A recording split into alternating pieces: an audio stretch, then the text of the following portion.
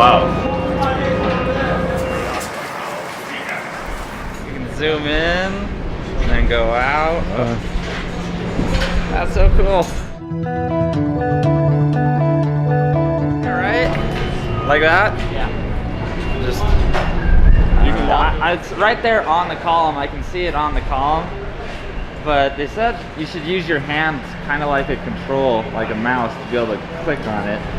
Move, pinch hand, and pivot alignment.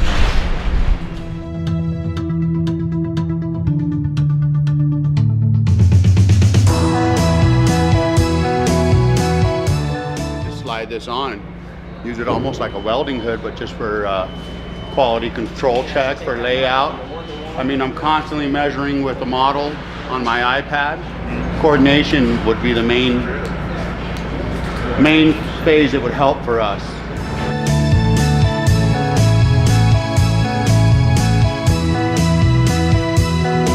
This is exactly what I'm seeing in the office, but you can actually get real life, which is great for a lot of remodels, especially hospitals.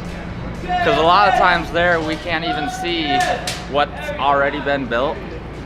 So being able to walk through with what we do versus what they already have would be great. Well, obviously on the blueprint you don't have 3D, so you can't see layers on it. You can only see like an overhead looking down.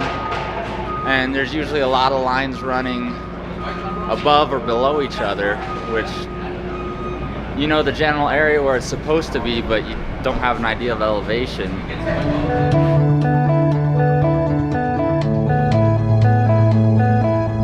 The best one I can see is definitely for remodels where we don't know what's already there. So then we could use this to really get an idea of how we need to coordinate around what's already there. So we got a duct squeezing between those two conduit racks right there. That's awesome.